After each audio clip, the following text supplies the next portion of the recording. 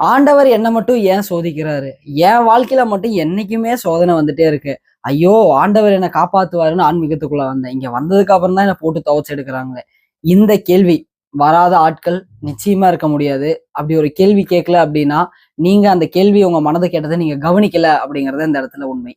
இன்னைக்கு நம்ம ரொம்ப ரொம்ப முக்கியமான ஒரு விஷயத்த பத்தி பார்க்க போறோம். என்ன அப்படின்னா, எல்லாருமே ஆரம்பத்துல ஆன்மீகத்துக்குள்ள வரும்போதும் சரி, ஆன்மீகத்த சொல்லிக் குடுக்குறவங்களும் சரி என்ன சொல்லுவாங்க அப்படின்னா, எது நடந்தாலும் இறைவன் உங்கள சோதிக்கிறாரு. ஆண்டவர் எங்க வந்தாலும் உங்கள சோதிப்பாரு. ஆன்மீகத்துக்குள்ள என்டர் ஆயிட்டீங்கன்னா, உங்க கர்ம வினையை நீங்க தீர்த்து கட்டுறதுக்காக இறைவன் உங்கள சோதிச்சுட்டே இருப்பார். அப்படிங்கிற இந்த ஒரு விஷயத்த நம்ம எல்லாருமே கேள்விப்பட்டிருப்போம். கடந்தும் தான் வந்திருப்போம்.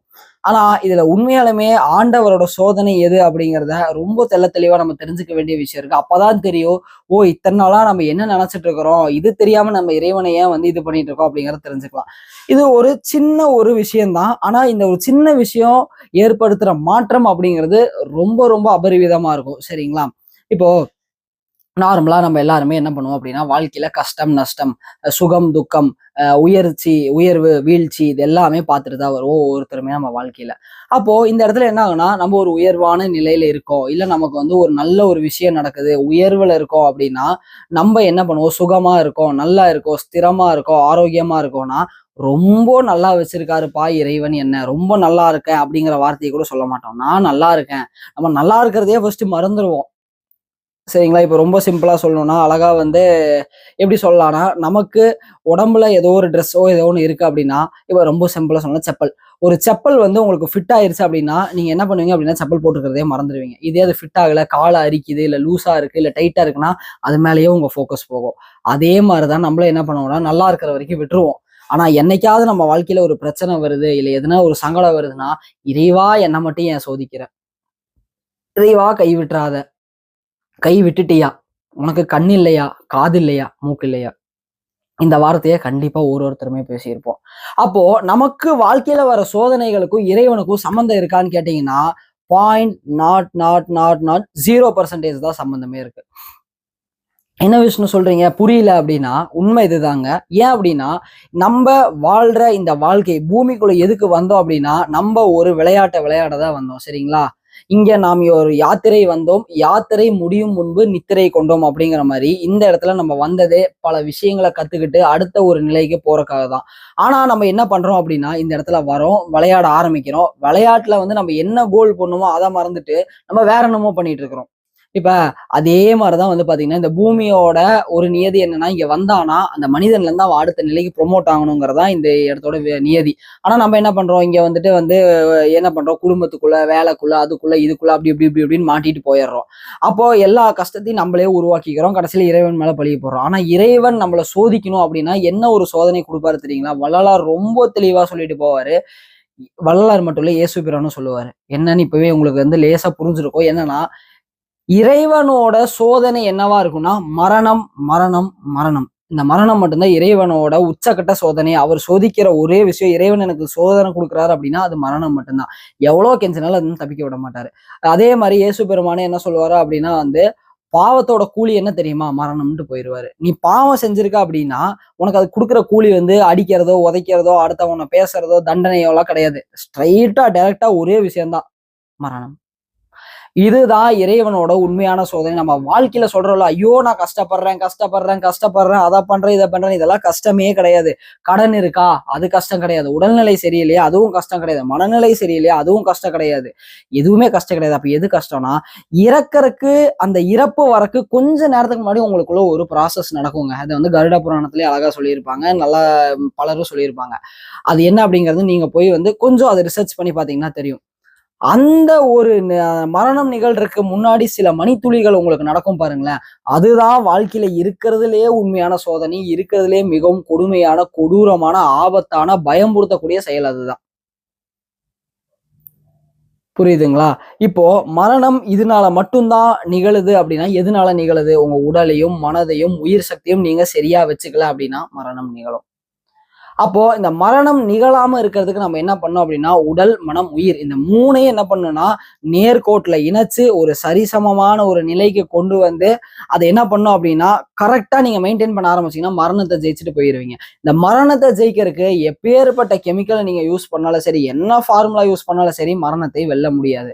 மரணத்தை வெல்றதுக்கு என்னன்னா பாத்தீங்கன்னா காயக்கல்பங்களுக்கே அந்த சக்தி கிடையாதுங்கிறத உண்மை. ஏன்னா உடலை நீட்டிச்சு வைக்கலாமே தவிர மரணத்தை எந்த காயக்கல்பத்தாலையும் வெல்ல முடியாது. மரணத்தை வெல்லக்கூடிய ஒரே ஒரு வல்லமை, ஒரே ஒரு மாமருந்து, ஒரே ஒரு அருமருந்து எதுனா இறைவனின் அருள் மட்டுமே அப்படிங்கறத தெரிஞ்சுக்க. இறை அருள் இருந்தால் மட்டும்தான் உங்களால மரணத்தை வென்று அடுத்த நிலைக்கு போக முடியுமே தவிர, இல்ல அப்படின்னா நீங்க பல மணி நேரம் பிராக்டிஸ் பண்ணாலும் சரி, பல காயக்கல்பங்களை உண்டாலும் சரி, பல குருமார்களை சந்திச்சாலும் சரி, பல இடங்களுக்கு போயிட்டு வந்தாலும் சரி, மரணம் என்பதை யாராலையுமே வெல்ல முடியாது. மரணம் நிச்சயமா சரி. ஏன்னா நம்ம தோல்வியோட வெளிப்பாடு தான் மரணம். இங்க வர மனிதர்கள் ஒருத்தருமே என்ன பண்றாங்கன்னா, இறந்து போற ஒருத்தருமே தோத்து தோத்து தோத்து மட்டும்தான் போறாங்களே தவிர யாருமே இங்க வெற்றி அடையிறது இல்ல.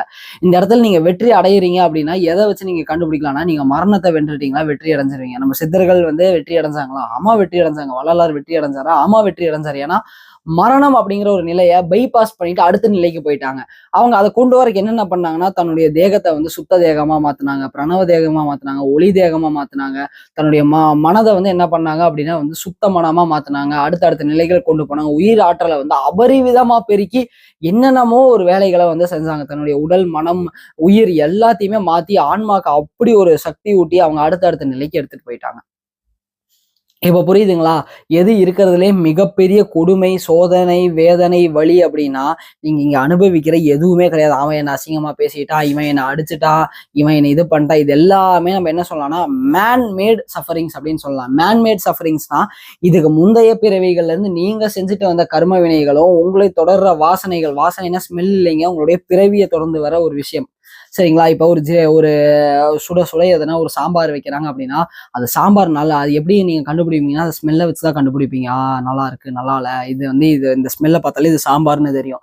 அதே மாதிரி வாசனை அப்படின்னா என்னன்னா, முற்பிறவிகளை நீங்க செஞ்ச வினைகள் உங்களை தொடர்ந்துட்டே வருது அப்படிங்கிறதா பின்தொடர்தல் அப்படிங்கிறத நீங்க வச்சுக்கலாம். நீங்க செஞ்ச கர்ம வினைகள் உங்களை பின்தொடர்ந்துட்டே வரும். அது என்ன பண்ணும், உங்களை போட்டு 4 சாத்து இங்க இருக்கவங்களை வச்சு. இதுக்கும் நான் என்னைக்குமே மத்த ஆன்மீகத்தை சொல்லி கொடுக்குறவங்க மாதிரி எல்லாத்துக்கும் இறைவன் தான் காரணம் நான் சொல்ல மாட்டேன். எல்லாத்துக்கும் நீங்க தான் காரணம். இதுதான் என்னோட ஓப்பன் ஸ்டேட்மெண்ட். இதைதான் நானும் இல்ல வள்ளலாரோ தெளிவா இருக்கிற அத்தனை பேரும் சொல்ற ஸ்டேட்மெண்ட் இதுதான். நீங்க அனுபவிக்கிற ஒரு நொடியில அனுபவிக்கிற ஒரு கஷ்டத்துக்கோ, சுகத்துக்கோ, துக்கத்துக்கோ, வலிக்கோ, வேதனைக்கோ, சந்தோஷத்துக்கோ, ஏமாற்றத்துக்கோ, வெற்றிக்கோ காரணம் இறைவனோ, அதிர்ஷ்டமோ, விதியோ கிடையாது. அந்த விதியை எப்படி உருவாக்குனீங்க அப்படின்னா அந்த விதி உருவானதுக்கு காரணம் நீங்க தான். நீங்க செஞ்ச கர்ம வினைகள் தான், உங்களுடைய முற்பிறப்புகள் தான், இப்பிறப்பு தான், இதுக்கப்புறம் வரப்போற பிறப்பு தாங்கிறது தெரிஞ்சுங்க. இதுக்குதான் சித்தர் பெருமக்கள் திரும்ப திரும்ப சொன்ன விஷயம் பிறவி அறுத்தல், பிறவி அறுத்தல். ஏன்னா ஒரு வாட்டி நான் பிறக்கும் போது ஏதோ ஒரு கர்மத்தை செய்யறேன். கர்மம்னா கர்மா, தப்பா சொல்றேன்னு நீங்க எதுனா நினைச்சுக்காதீங்க. கர்மம் அப்படிங்கிறத நான் செய்யறேன். ஏதோ ஒரு வினையை செஞ்சு செஞ்சு வச்சுட்டு போறேன். இதை நான் பின்தொடர்ந்து வந்து என்ன டார்ச்சர் பண்ணுது அப்படிங்கிறாங்க. ரமண மகரிஷியோ என்ன சொல்லுவாருன்னா, நான் ஏதோ ஒரு நேரத்துல செஞ்ச ஒரு கருமம், ஒரு வினை என்ன இப்ப புற்றுநோயா தாக்கியிருக்கு அப்படின்னு சொல்லுவாரு. இந்த ஸ்டேட்மெண்ட்டை ரமண மகரிஷி பத்தி தெரிஞ்ச எல்லாருமே இது பண்ணியிருப்பீங்க. அதனால அவர் என்ன சொல்லுவாருன்னா, இது எடுக்காதீங்க, இதை விட்டுருங்க அப்படிம்பாரு. அதேதான் இந்த இடத்துல ஒரு விஷயம் உங்களுக்கு இந்த இடத்துல பிரச்சனை நடக்குது, ஏதோ ஒரு சம்பந்தமே இல்லைங்க, நான் அந்த விஷயத்துக்குள்ள சம்பந்தமே பண்ணலைங்க, எங்கேயோ இருந்து என் மேல பாஞ்சிருச்சுங்க, என் மேல இந்த பிரச்சனை விழுகுதுங்க, எனக்கு என்ன பண்றதுன்னே தெரியலைங்க, 6 வேளை கோயிலுக்கு போறேங்க, 10 வேளை பூஜை பண்றேங்க, பக்தியோட இருக்கங்க, இறைவனை என்னை காப்பாத்தவே இல்லைங்க இப்படின்லாம் டைலாக் பேசுவாங்க. ஏன் காப்பாத்தலைன்னா அது இறைவனோட வேலையே கிடையாது. இறைவனோட வேலை என்னன்னா, நீ சாகுறியா ஜெயிக்கிறியான்னு பாக்குறது மட்டும்தான். நீ ஜெயிச்சிட்டியா, வா மேல என் கூட, சாகுறியா மறுபடியும் அடுத்த பிறப்பு தரேன், பிறந்து மறுபடியும் வா. அவ்வளோ கருணையாளன் இறைவன். எத்தனை வாட்டி நீங்க மரணம் அடைஞ்சாலும் திருப்பி திருப்பி உங்களுக்கு ஒரு சான்ஸ் யாரு கொடுப்பா? யோசிச்சு பாருங்க. நீங்க கொடுப்பீங்களா ஒருத்தன் தப்பு செஞ்சுட்டே இருந்தானா? ஆனா இறைவன் கொடுக்குறாருன்னா அதனாலதான் வள்ளலார் என்ன சொல்லுவாருன்னா, மாபெரும் கருணையாளன் அப்படிங்கிற பேரை அந்த இடத்துல சூட்டுவாரு நம்ம இறைவனுக்கு. ஸோ இந்த விஷயங்களை தெள்ள தெளிவா புரிஞ்சுக்குங்க. இந்த வீடியோக்குள்ள பாத்தீங்கன்னா ஒரே விஷயத்தை தான் நான் பல்வேறு பரிணாமங்களை நான் பேசிட்டே இருக்கிறேன். இந்த விஷயத்த மாத்தி மாத்தி மாத்தி இந்த ஒரு சத்சங்கம் முழுக்க நான் என்ன பேசியிருப்பேன்னா, இந்த மரணத்தை நீங்க இதோட ஒரே ஒரு ஒன்லைன் என்ன அப்படின்னா, இறைவன் கொடுக்குற ஒரே ஒரு சோதனை மரணம் அப்படிங்கிறதா. இந்த ஒன்லைனை எப்படியெல்லாம் புரிய வைக்கணுமோ அப்படிலாம் நான் இந்த விஷயத்துல புரிய வச்சிருப்பேன். அதனால ஒரே விஷயத்த ஏங்க இவ்வளவு நேரம் பேசுனீங்கன்னு சொல்லாதீங்க. ஒருத்தருக்கு ஒரு மாதிரி புரியும். ஓகேங்களா? இப்ப எப்படி நம்ம தமிழ்நாடே இருக்கு அப்படின்னா, தமிழ்நாட்டுக்குள்ள மதுரை இருக்கு, சென்னை இருக்கு, கோயம்புத்தூர் இருக்கு, திருநெல்வேலி இருக்கு, திண்டுக்கல் இருக்குன்னா ஒரு இடத்துலயும் ஒரு மாதிரி தமிழ் பேசுவாங்க.